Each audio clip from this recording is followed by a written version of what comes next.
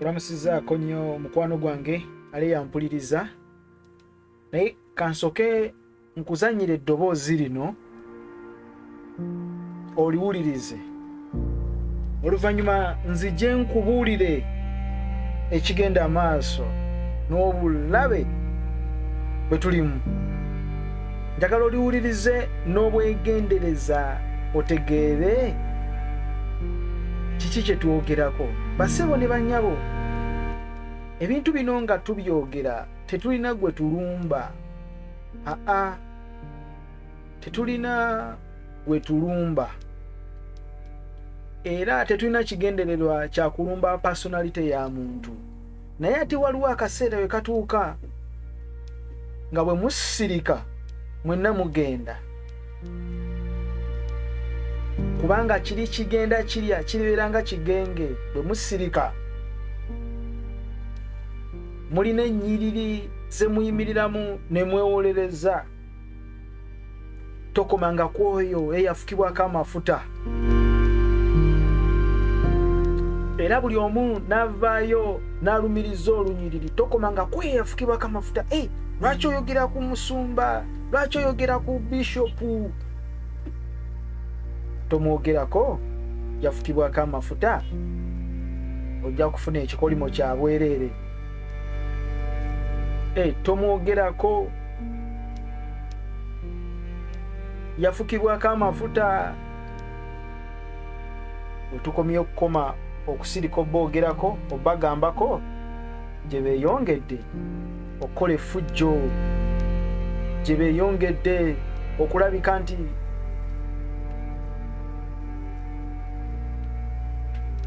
bakola eddalu n'ekyejo. Nina ebintu bye ngenda okubuulira Susan Makula. Susan Nantaba, is it? One of the co-founders of Gargamel. Era nga kiri nti mu Gargamel okyalinayo omukono. Ew'omukulu Bebekulu, mukyala wa pastor. Tokomanga ko yafukibwako amafuta, gwe oliko ki? Zaburi 15 olunyiriri lwa 15 Bayibuli esomesa etya? Tewaliwo linnya lya musumba, tewaliwo linnya lya bishop, tewaliwo linnya lya muweereza oba title ya muweereza. Temugenda kola bikyamu, temugenda kola fujjo nga bwe mwekweka mu linnya ly'ebigambo byawandiikibwa. Tokomanga ko yafukibwako amafuta. Nina audio gye ngenda okuwa, oyinza okuba wagifunyeeko, ddoboozi lino oyinza okuba walifunyeeko.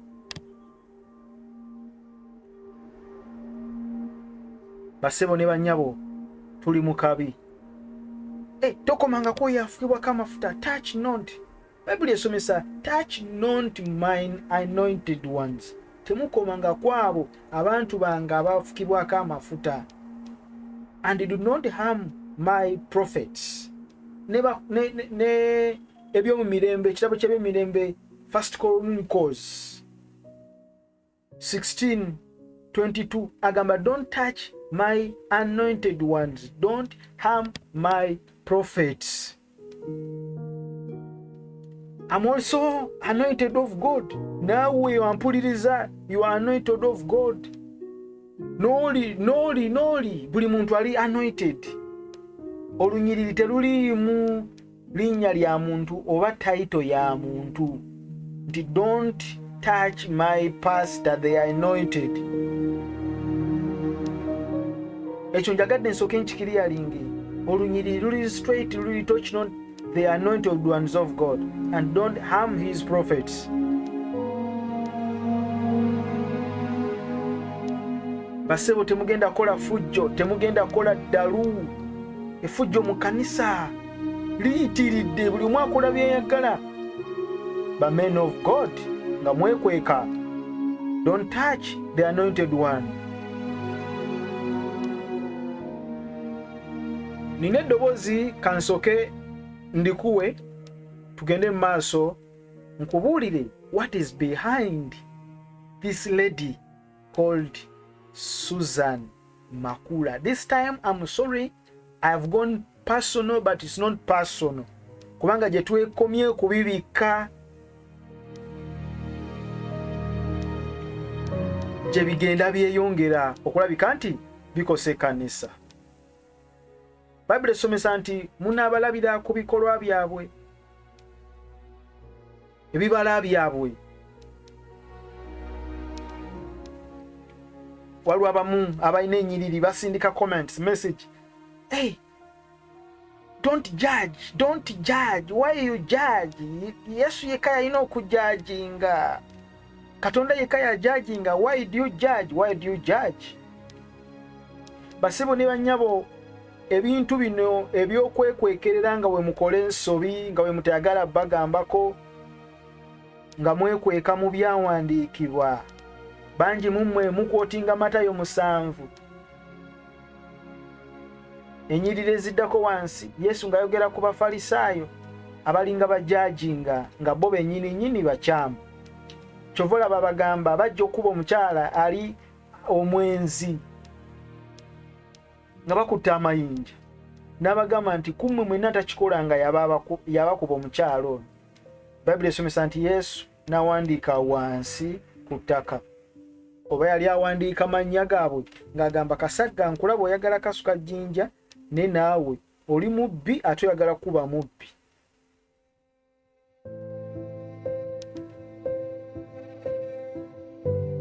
Naye Bayibuli esomesa nti tewali n'omu yasobola kwata jjinja kukuba mukyalo ono kubanga bonna bali mu kisikoosi kyekimu. Abo Yesu abagamba nti don't judge. Naye Yesu mu Yokaana 7:24 atugamba we should judge with just. Mulamulenga n'obwenkanya. Soma Yokaana 7:24 n'ennyiriri endala nnyingi. Osobola okujajinga, yatugamba munaabalabiranga ku bibala byabwe. Ebibala by'omuntu onoobijajinga otya? Onaabiraba otya otegere nti ono nabbi wa bulimba? Okuggyako ng'omaze okujajinga ebibala bye, ng'omaze okujajinga ebikolwa bye.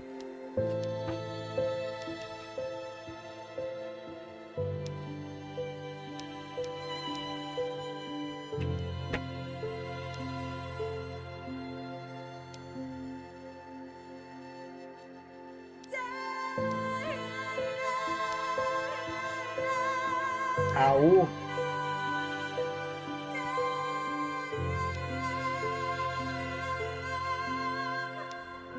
kamala okuwa omukulu ono osooka omuwulire.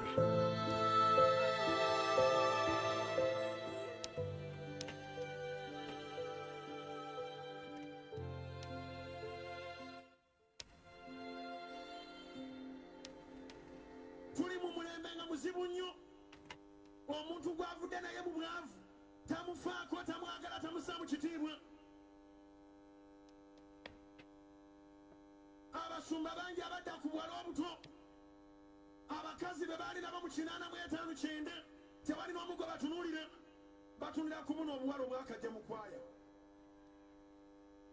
N'abamu bagobye akutega ekisango kyange awo asobole okugatta omulala.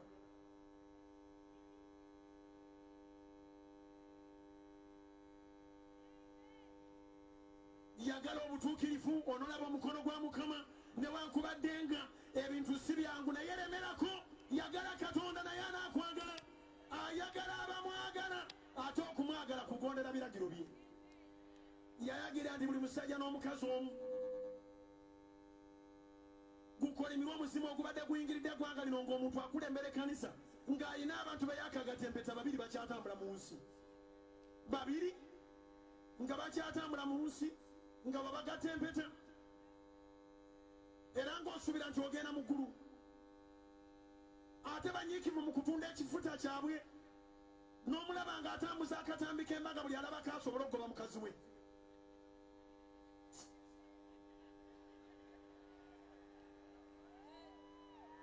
Ngoba omwoyo ogubadde gugenda okwawula amaka ng'abakulembeze be bakitandise. Aha.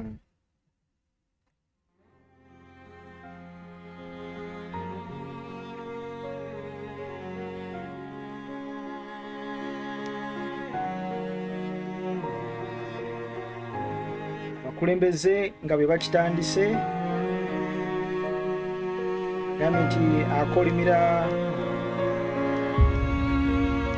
omwoyo ogwo ogwawula amaka nga abakulembeze be bakitandise.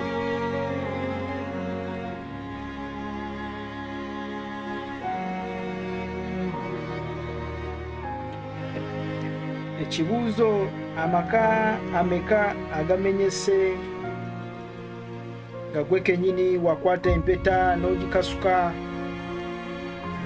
gwe kennyini nga gwatyobodde ebitiibwa by'amaka, mukazi wo n'omulangira n'omwambula ng'ensi eraba.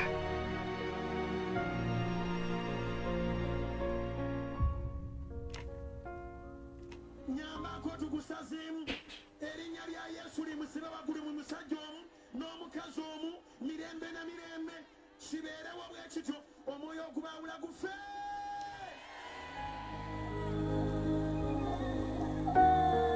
Omukazi omu, omusajja omu, mirembe na mirembe. Juzi wano gwe watubuuza ebibuuzo, ani abagamba mumpe ebyawandiikibwa nga biraga nti omukazi n'omusajja mu bufumbo mirembe na mirembe kufa kwe kubaawukanya. Ebigambo bino birina kye bitegeeza, birina information ffe gye bituwa, bitulagira ddala nti marriage eri under attack. Nabategeezezaako era njagala okwongera obbagamba nti waliwo abantu be bateekateeka okulabika nti no bayingira mu bulamu bwo gwe ng'omufumbo naye ng'ekigendererwa kya kusuula. Kusuula.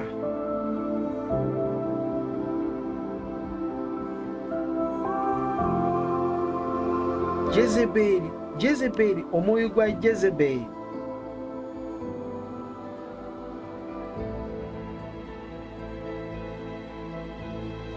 Story ya Jezebeli mujja gisoma mu Bassekabaka ekisooka ne Bassekabaka ekyokubiri kola study.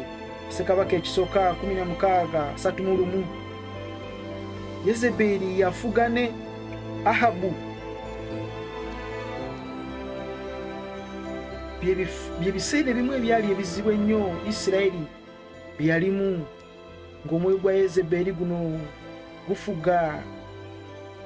Omwoyo gwa Yezebeli guliwo okusuula abaweereza.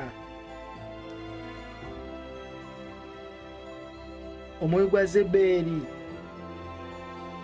gutta abannabbi ba Katonda, gusinza Ababayaali. Kibuuzo kye njagala okubuuza Susan, programu eyitibwa Junction. Programu eyo ddi wali ogibaddemu n'obikula Bayibuli?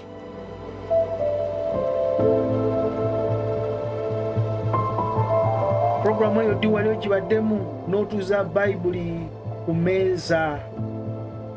Ekibuuzo, whom do you serve? Oweereza ani? Ani gw'oweereza? If you claim you are a pastor's wife, you have to represent the church. Obeera face of the church. Obeera face z'abagoberezi. Oweereza ani? Bayibuli eriwa? Abakyala be mubeera nabaabo nga mwogera ebigambo nga munyumya, nga museka. Emboozi zammwe zibeera za sex, kwegatta, kunyumya ku basajja.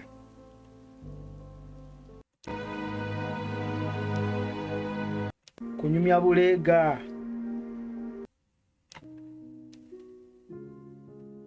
Susan Makula, di wali osomye olunyiriri mu Bayibuli, di wali otandise program.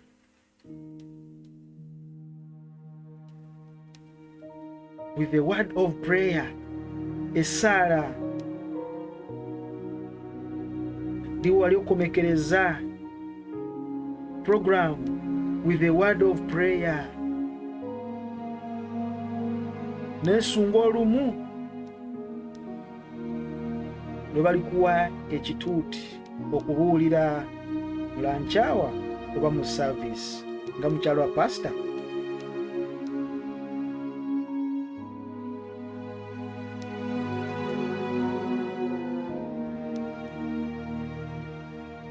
Susan Makula,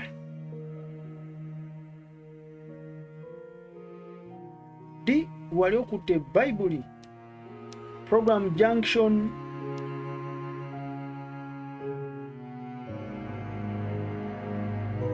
nga gwe mukyalo wa pastor erina okubeera ng'eri biblical best. Awo ate wotunulira mukyala Teddy, saagadde muleeta mu bino kamuleke.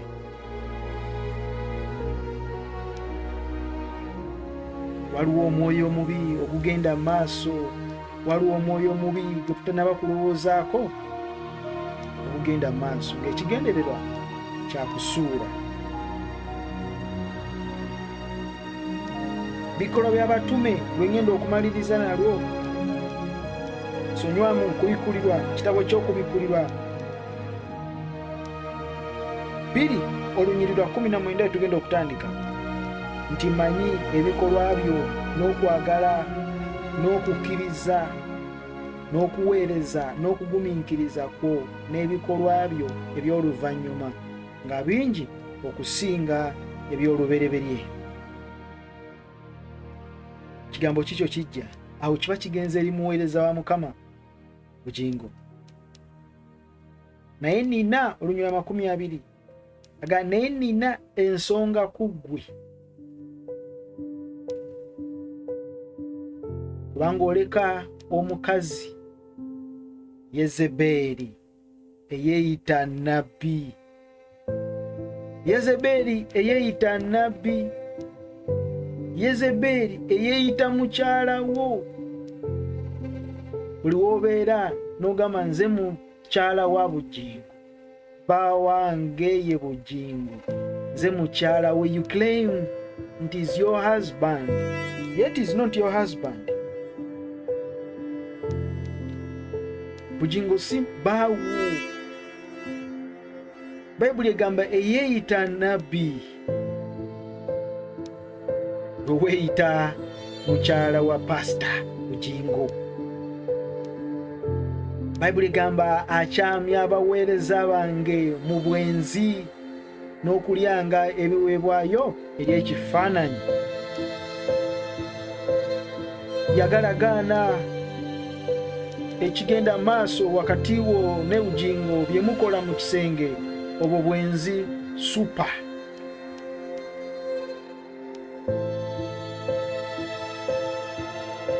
Obwo bwenzi.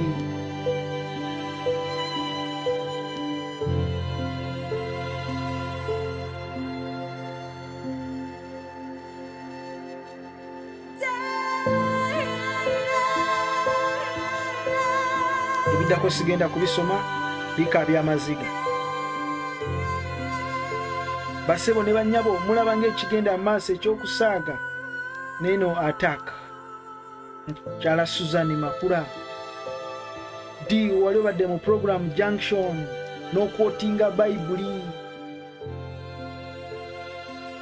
Abaana ba church girl oba bakifaananyi ki bw'oba ng'otudde nabo ng'olese amagezi ag'okuluka ebibbo n'ebiwempe n'okukyanga ebyalaani. Abaana abo beeteekateeka okugenda mu bufumbo. Magezi kigobawa era bakulabirako ki? Ng'omukazi eyabba omusajja wa munne.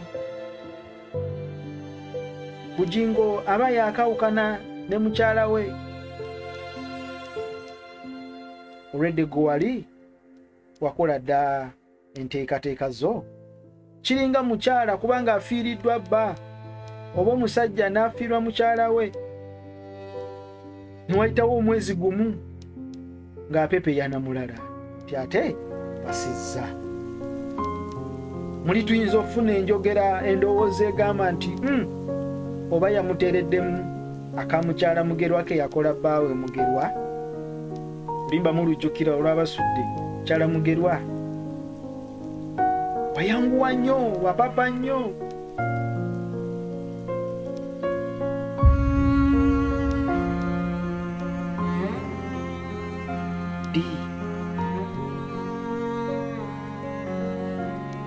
Di wali otudde awo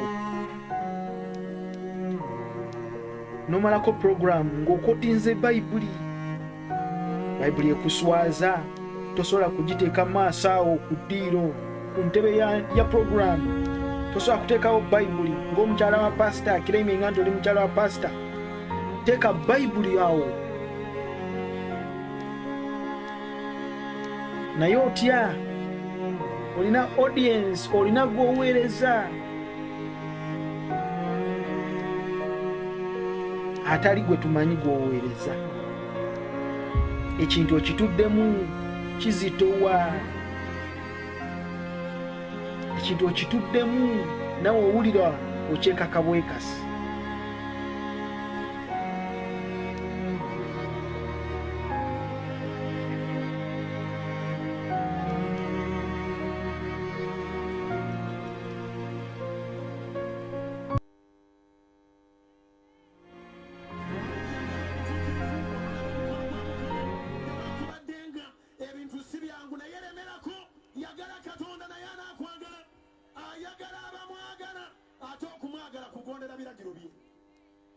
Yayagira nti buli musajja n'omukazi omu gukolimirwa omuzimu ogubadde guyingiridde eggwanga lino ng'omuntu akulembera ekkanisa ng'alina abantu be yaakagatempeta babiri bakyatambula mu nsi. Abantu babiri bakulembera nga bakyatambula mu nsi. Kino kitegeeza ki? Gukolimirwe omwoyo ng'oli musumba ng'okulembera ekkanisa ng'olina abakazi babiri ng'omu akyatambula mu nsi. Kiki Bujingo kyagezaako okutegeeza? Akugamba nti okuwasa omukazi omulala omu amala kufa. Tosobola kubeera n'abakazi babiri nga bonna bali ku nsi, omu alina okufa. Kitegeeza nti atuukiriza kiri ekyawandiikibwa ekigamba nti okufa kwe kulitwawukanya. Yet emabega kaawo yatugamba mutuwe ekyawandiikibwa ekigamba nti okufa kwe kulitwawukanya. Something is wrong. Something is wrong.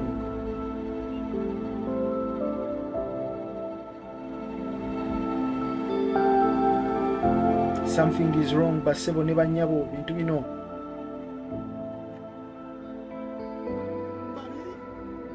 Nga bakyatambula mu nsi nga babagatempeta era ng'osuubira nti ogenda mu ggulu. Ate banyiikivu mu kutunda ekifuta kyabwe n'omulaba ng'atambuza akatambi k'embaga buli alabako asobola okugoba mukazi we.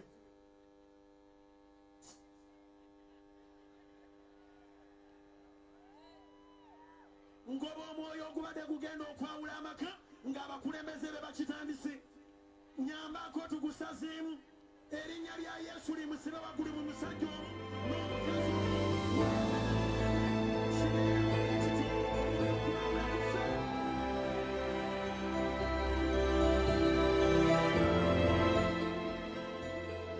Talo atunulira mukyala we ng'amugamba naye gundi onkaddiyeeko. Nja kugoba mpasa omulala nga bishopu yawasa omulala. Tuli musibe waggulu mu musajja omu kademu tukawuliriza. mirembe na mirembe kibeerewo bwe kityo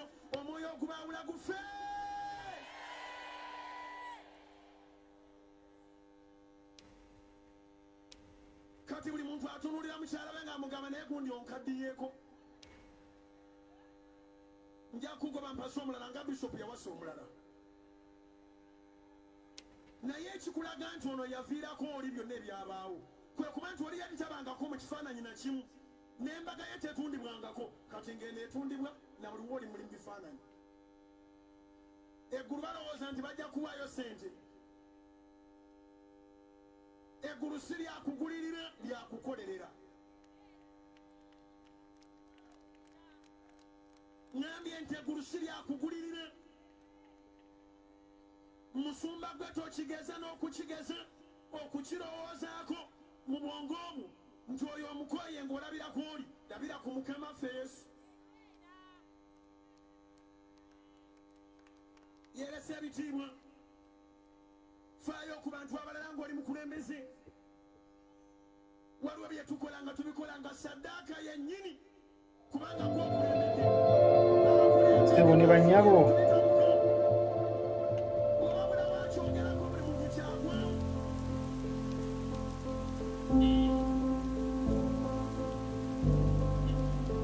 sebo ne bannyabo tuli mu kazibu tuli mu kizibu agambye nti wabulawo akyogerako buli omu kyagwamu kyova olaba nti naye yakyogerako bwebanga bayibuli esomesa nti tokomangako yafukibwako amafuta biseera ebyo wali oli ku kiganda ng'omukuba emisumaali mu mutwe ng'oli ku serwadda ng'omukuba emisumaali mu mutwe enjiri gye wabuulira eyo olwaleero eri luddawa ebigambo ebyo byogera olwaleero tokyasobola kuddamu byogera kubanga oli under attack. Kino kikosa ekkanisa n'abato abali wansi abakula. Kino kikosa obufumbo, kikosa abo abaagala okukula.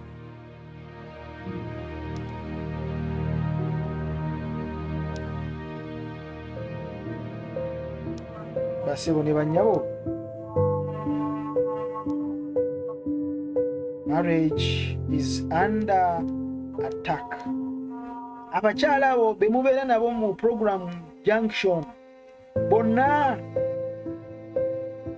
boogera kino, ono nayogera kino, ono nayogera kiri, bonna no one eyali akootinze bayibuli ne muleeta topic, ne muleeta omutwe nga gwe mugenda okwogerako mubeesinga with biblical evidence. Muweereza baani? Ani gwe muweereza oyo?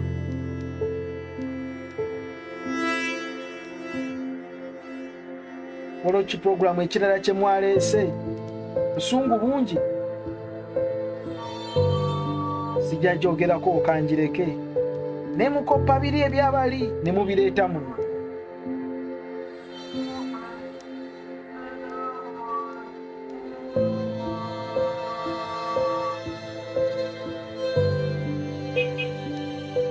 Basebo ne bannyabo, waliwo obuzibu, something is wrong.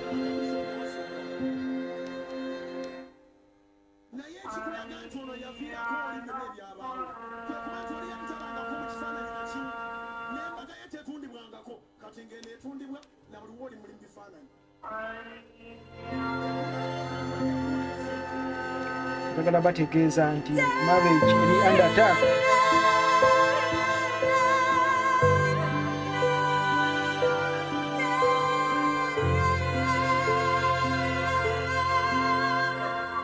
Susan Makula, mulinawo kimanyi, you are in a wrong position. You are in a wrong position.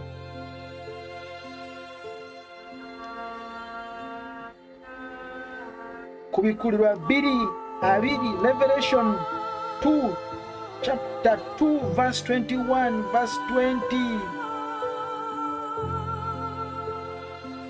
Kuvira ddala ku waggulu, verse 19, 20, 21. Olina okulabulwa, weetereze ng'obudde tebunagenda, gwayogera kyogamba oli mutuufu nnyo, toyonoona.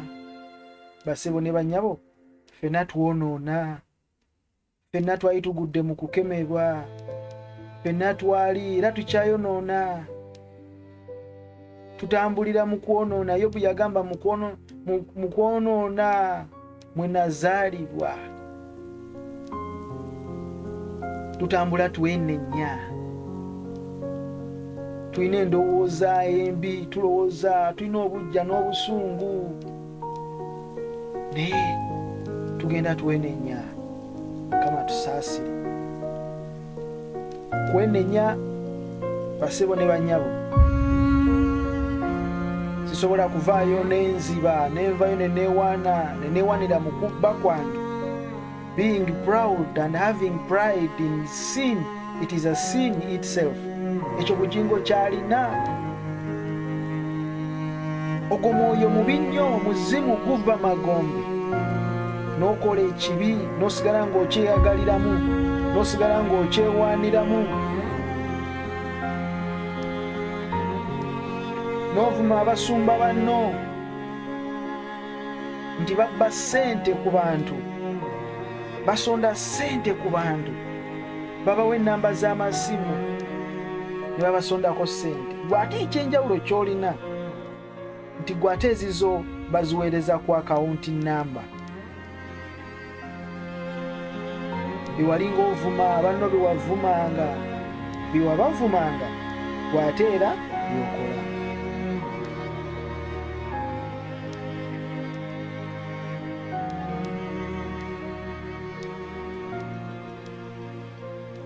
Wali weetaaga ssente za satellite, wazijja mu bantu.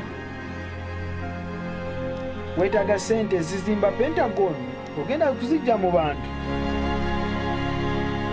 Bizinesi z'olina, amayumba g'olina, emmotoka z'olina, hoteli gy'oli mu kuzimba, ssente zonna ozijje mu bantu. Basebo ne bannyabo, tuli mu biseera nga bizibu, tuli mu biseera ebikambwe. Buli omu waali yeetereze, yeesabire. Be on alert. Sitaani tatudde. Bonna babi, abalungi gye bali, abalungi gye bali. Naye Susan Makula, whom do you serve? Ani gw'oweereza?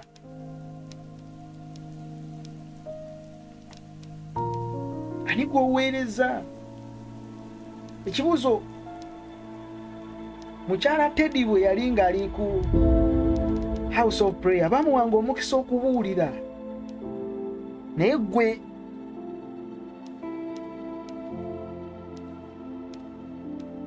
simanyi. Tebannakuwa mukisa kubuulira, kusomesa kigambo.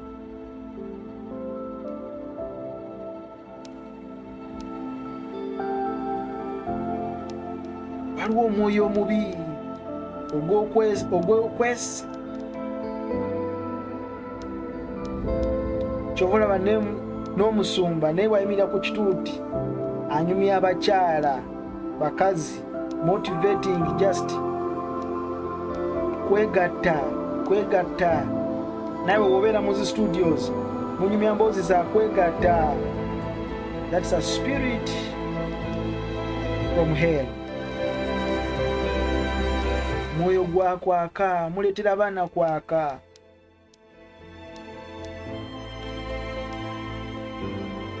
N'onyumya omukyala w'omusumba, watuma omusumba akugulira akaleega ka bukadde 2, aleetereko obukadde 2.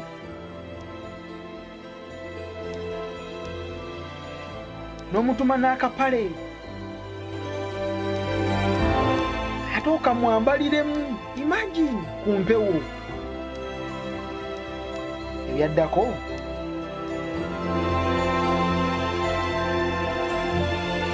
Mujoze kanisa, mujoze kanisa.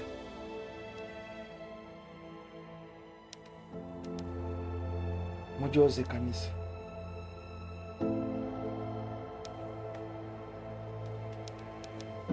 Suzanne Makula ani gwoweereza? Whom do you serve? Whom do you present? Gagameero okyalinayo omukolo.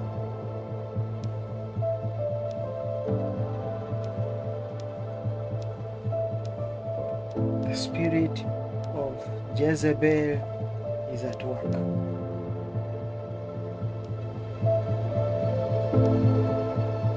Kanisa erikuulabe njagala bategeeza waliwo abantu bebaseetinga okubeera mu bulamu bwaffe naye nga bagenda kumaliriza obulamu babusuudde. Bwamala okubusuula amale akulekewo, akusuule amale akulekewo, yeeyongereyo. Tutunuulira Delila kye yakola Samusooni. Mwena mukimanyi Delila kye yakola Samusooni. Shimshon mu Lwebbulaniya kye bakola Samusooni tekyagala kwogereka kuba kitiisa.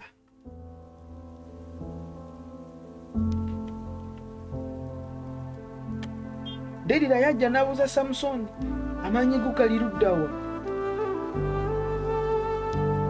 Ne Samusooni n'amubuulira ebyo byonna byogera. Samusooni ali mu kifuba kya Delila, bamuweeweeta mukazi. N'asuula Samusooni ne bamusalako enviiri.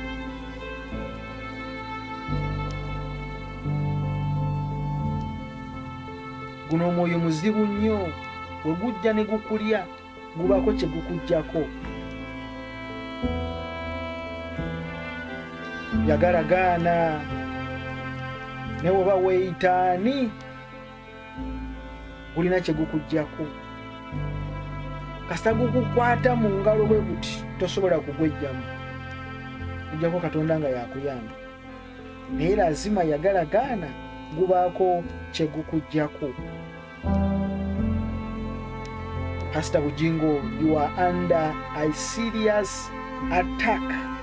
Bw'obanga yeggwe yayogera n'ogamba nti wamala emyaka 10 nga teweegatta na mukyala wo, n'ogumiikiriza emyaka 10 era n'oddamu mu njiri n'otutegeeza nti okwegatta mu bufumbo si ensonga. Bw'ebanga okwegatta mu bufumbo si ensonga, kiki lwaki wasuulawo mukyala wo ng'ensonga emukusuuzizaawo yakwegatta?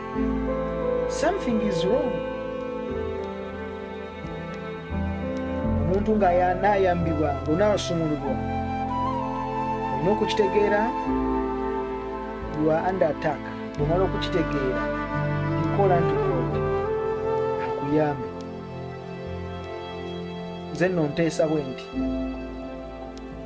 kano ke kaseera, kano ke kadde. Omanye nti oli mu nsobi, omanye nti nno walumbirwa, weenenye, obudde bukyaliwo bw'okwenenya. Naye buli osigala ng'okalambira ng'amalala gayitiridde, ekibi kyeyongera kulya. Eriyo abasajja tutasobola kwogerako wadde nga bakola ebintu bikyamu, tetusobola boogerako tubamanyi gye bali, naye bo baasalawo okusirika kuba bamanyi bakola stupidi waabwe, bakola ebintu byabwe ne basirikira eyo. Bo bakimanyi baagwagwa dda, tebakalambira. Naye gwe ate okimanyi wagwa mu nsobi, bintu by'otambuliramu obimanyi, naye ate n'osigala ng'okalambira, n'osigala ng'ovuma banno, n'osigala ng'olumba abasumba banno, n'osigala ng'obavuma. Omusumba n'ova ku kituuti n'oyingira emmotoka n'odda eka n'obeera n'omukyala mu buliri ewaka, ng'omukyala okimanyi gw'oli naye si wuwo.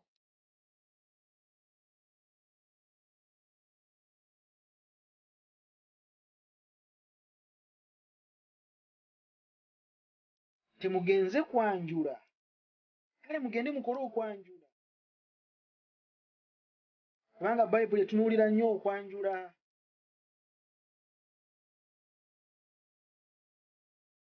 Naye omujjebuzi waliiri mu kampani yo n'okolera awo round about. Ate naye mugezi yakusanga mu junction n'akulyawo.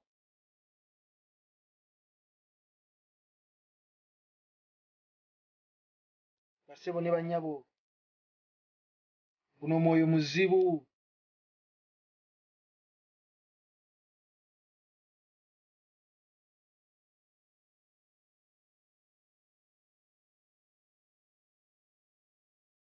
By'okuvuma banno biveeko.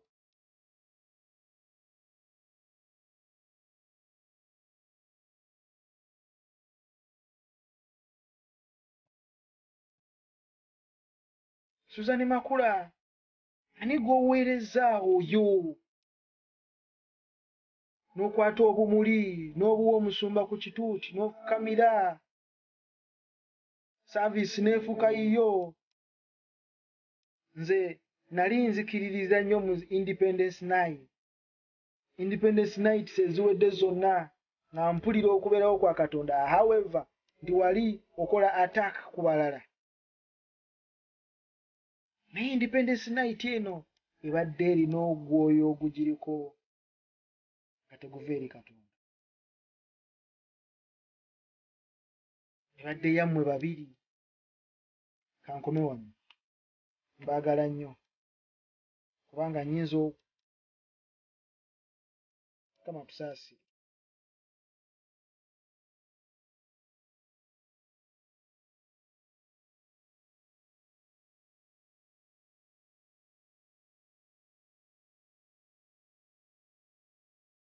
Simanyi oba Susan Makula osobola okukola conference nga y'abafumbo.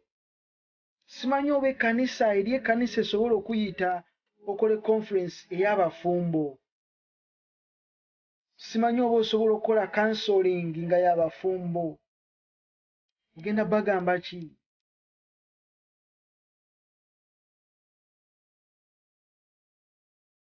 Nga Bayibuli ekulema okubikkula mu programu ennamba eya junction. Bayibuli n'ogyerabira ewaka n'oyita n'essimu. Bayibuli n'ogireka ewaka n'oyita n'ensawo. Bano bba abakyala abalala sijja boogerako kubanga abo bo seetaaga kuboogerako. Abo bo tubamanyi, we know them. Naawe tukumanyi, naye ggwe ate ekiriwo nti ate okutte omuweereza wa Katonda. Nze I believe in Bujingo. He was called. He has a calling on his life. Mubuulizi wa njiri. He's not a pastor. He's not a Bible teacher. Kyova olaba nti bw'ayingira kola Bible teachings ayonoona bintu.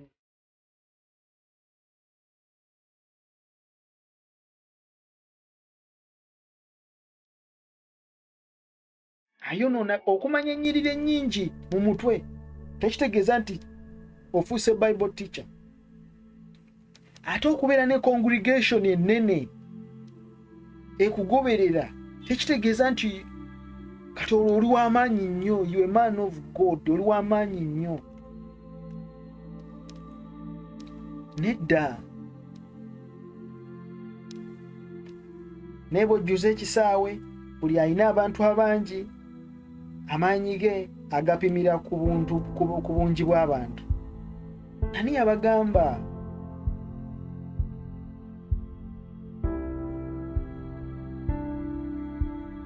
Obungi bw'abantu.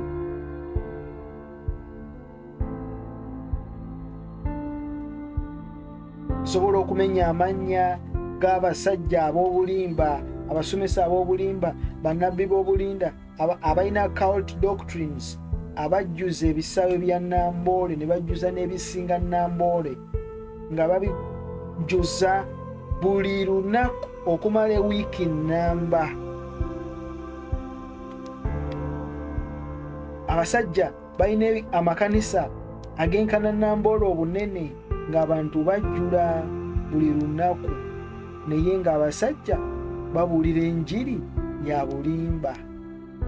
So tolowooza nti okujjuza Namboole n'ebisaawe byonna n'ojjuza ne house of prayer yonna n'ebimba mbolo kitegeeza you a man of God. Tekitegeeza okitegeeza oyitiddwa Katonda. Mbaagala nnyo, Mukama bankuumire. Bye bye.